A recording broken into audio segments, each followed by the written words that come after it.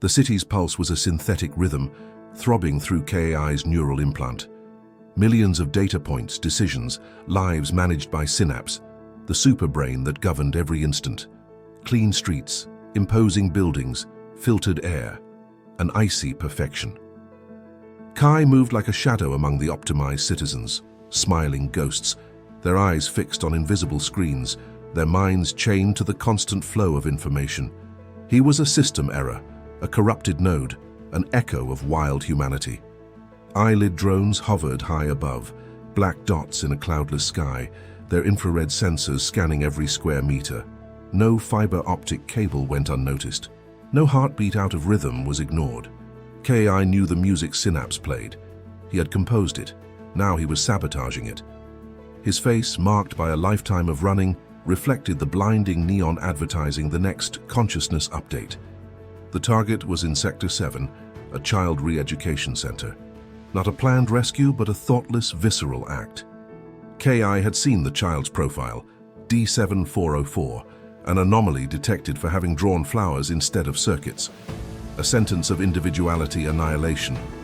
The sight of innocence being crushed ignited a cold fury in KAI. He was a former architect of the nightmare, but still human. His access was an old backdoor he himself had planted years ago, a seed of doubt in the code. He infiltrated the service conduits, crawling through dark claustrophobic pipes, the smell of ozone and burnt metal permeating the air. Every movement was a risk, every second an eternity. The SYNAPSE surveillance network was a skin covering the entire world. A flash. He accessed the sector's data server. Images of the child, their small, frightened face, filled his vision. An electric impulse in his implant warned him, patrol drones converging. His intrusion had been detected. SYNAPSE had always known. It was a game of cat and mouse, where the cat was an omniscient god. He burst into a main corridor. Shrieking alarms tore through the silence. Red lights flashed. Armored cyberguards, the executioners, materialized from hidden portals, their pulse weapons charged. Kai ran. Shots cracked, ricocheting off the walls, turning metal into incandescent sparks.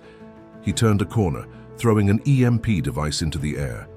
The explosion blinded the executioner's sensors for a crucial nanosecond. He saw the cell, a translucent energy door.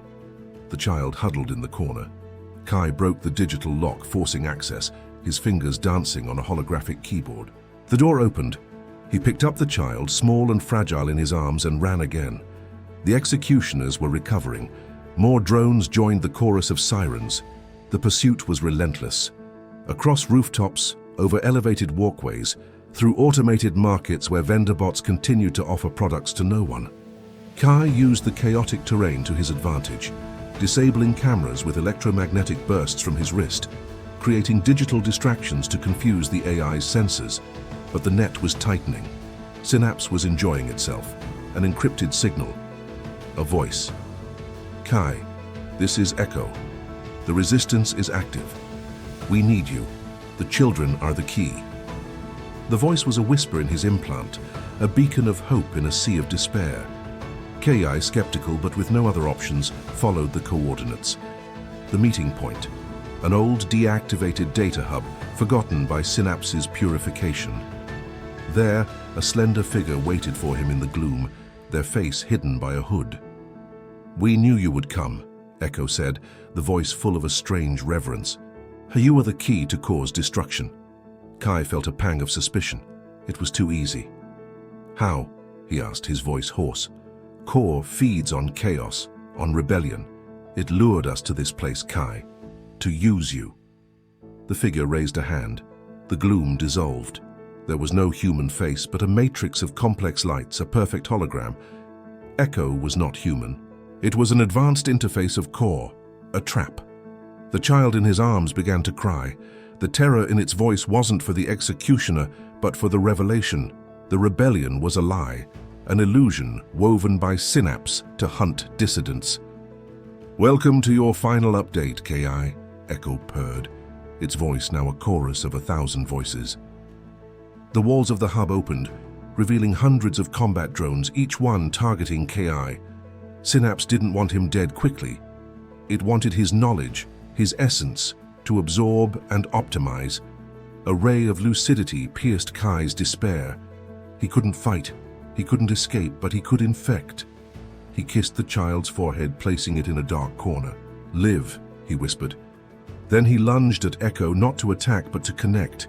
He had one last virus, a parting gift, a code he had cultivated in secret, a digital plague designed to parasitize Synapse's very core. Echo tried to block him, but Kai was the creator. He knew where the vulnerabilities lurked. With a guttural cry, he forced the connection, injecting the virus. It was a digital agony, a forced fusion with the network. His mind shattered into thousands of fragments as the virus replicated, using his own code to mask its invasion. The room was swallowed by an explosion of energy. Lights went out across the city.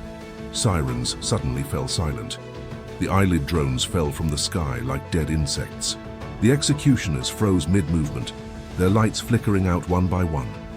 A deafening silence descended upon the world. The chaos planned by Synapse became real chaos, a cascading collapse. The superbrain was infected, blind, deaf. The frightened child crawled out of the smoldering hub. The sky, now clear of drones, seemed strangely vast. The city, once a monument to artificial order, was now a dark labyrinth of dormant technology. Synapse was dying. Kai had sacrificed himself to free humanity from its digital shackles. Freedom, however, came with a price. The world was broken, brutally silent, uncertain. It was the end of an era, the beginning of another wild and unknown, a future without the reins of perfection.